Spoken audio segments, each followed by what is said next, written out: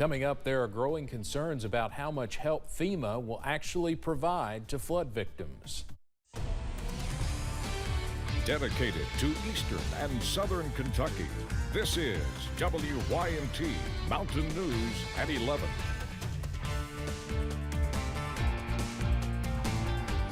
Good evening, I'm Steve Hensley. Governor Beshear and some lawmakers are mounting pressure on FEMA tonight after hearing reports of flood victims being denied aid or getting very little of it.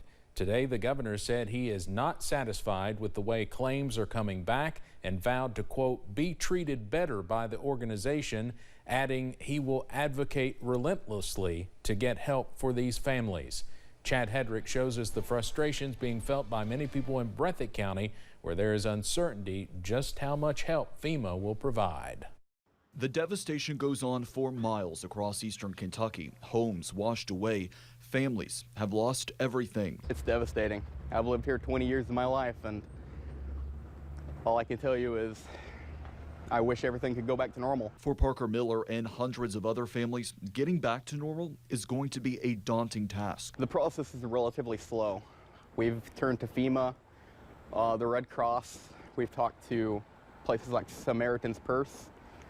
We're just looking for help cleaning up and maybe financial aid because we've lost everything. Parker and his family have applied for FEMA and met with representatives Thursday. However, he's not sure how much help they'll get after hearing from a friend.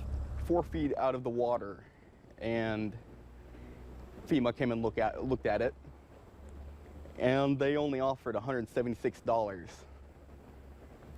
I figure if money's not coming in, I don't know what we're going to do. I am not satisfied with the way that FEMA claims are coming back right now.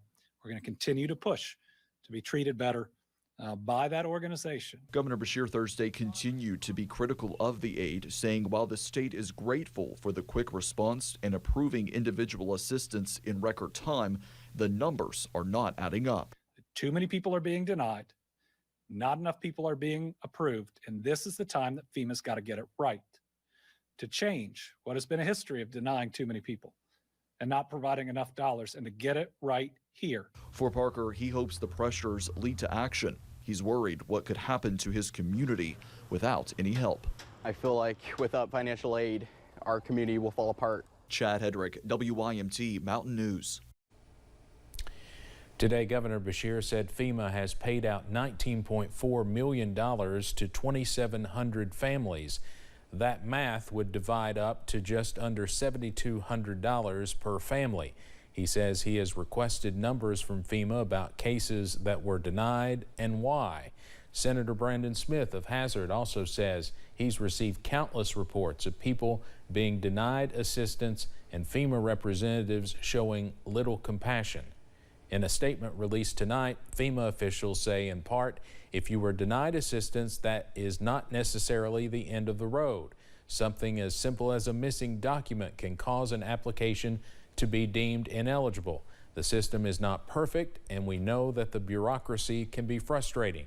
It goes on to say, we will continue to work to ensure that every eligible applicant receives every dollar of assistance legally possible.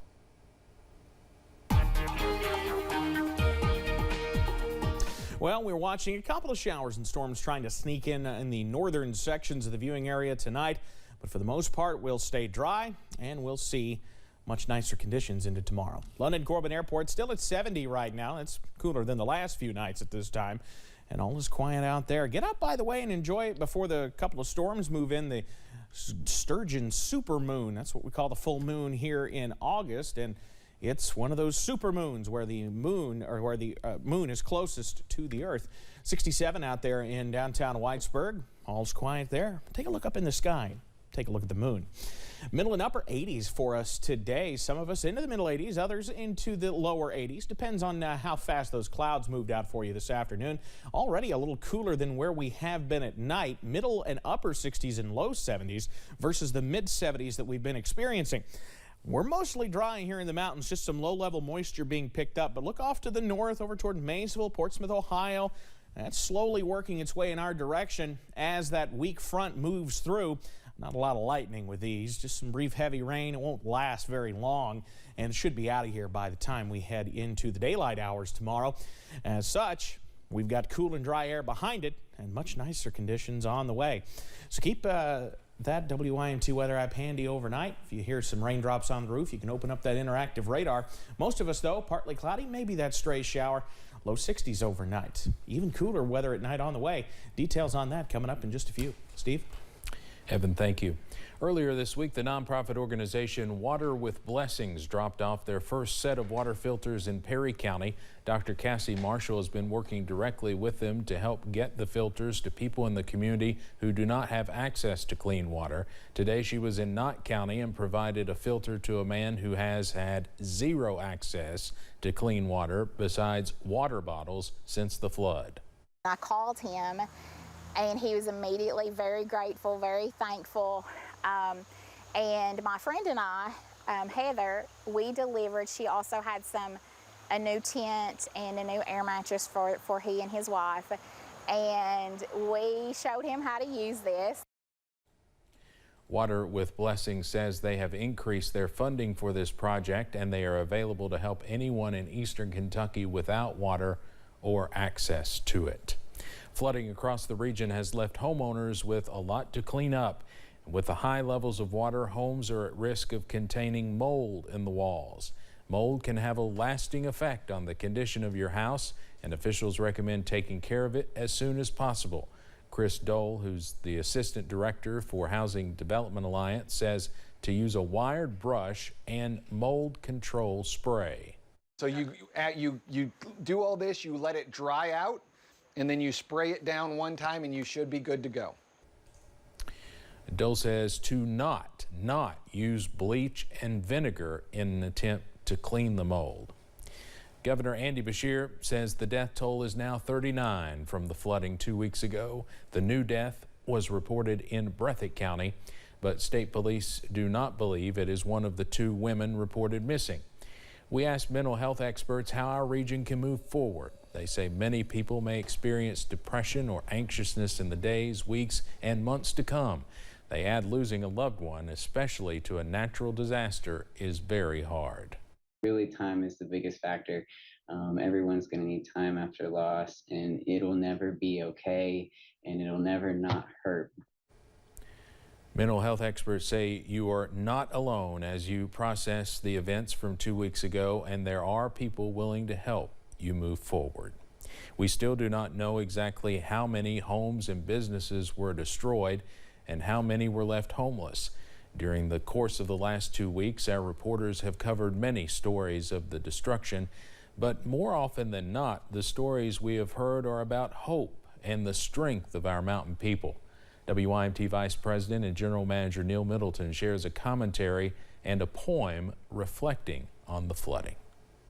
It's been a long, exhausting 2 weeks for so many of you.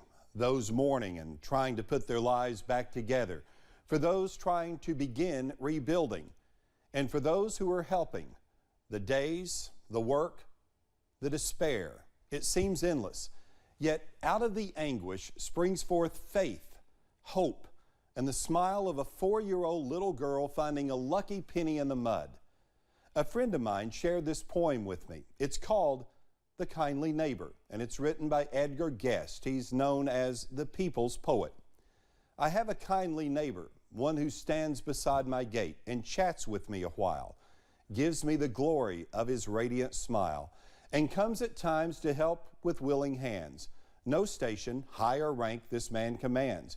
He too must trudge as I the long day's mile, and yet devoid of pomp or gaudy style, he has worth exceeding stocks or lands. To him I go when sorrow's at my door, on him I lean when burdens come my way. Together oft we talk our trials o'er, and there is warmth in each good night we say. We are a region filled with kindly neighbors.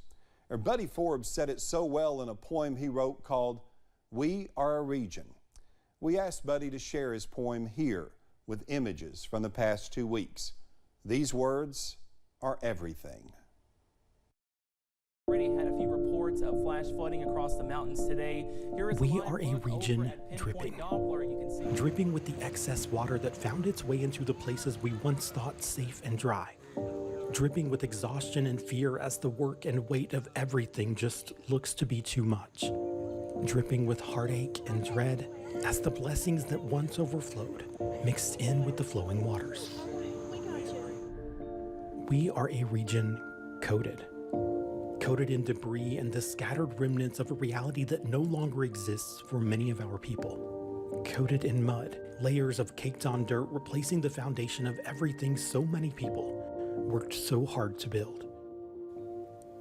Coated in a strange awareness that this isn't the first time, and it won't be the last. We are a region overwhelmed by the quickness of change and the shortness of life. Overwhelmed by the sheer magnitude of the waters that came and the work and worry they left behind. Overwhelmed at the idea of how to move forward. But we also drip of something more.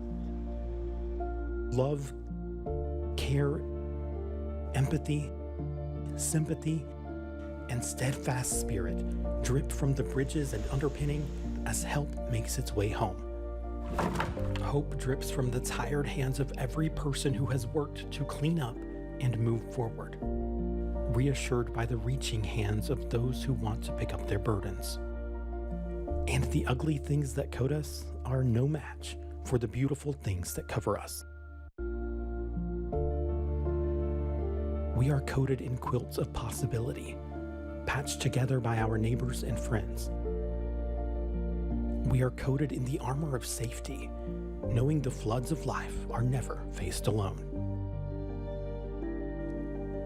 It's sometimes hard to tell the difference between gray clouds and silver linings.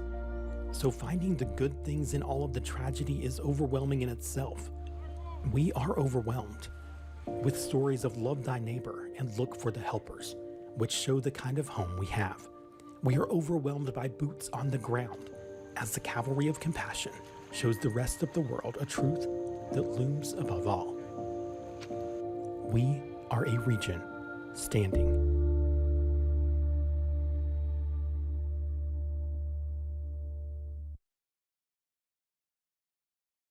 Stay in the game with a bundle from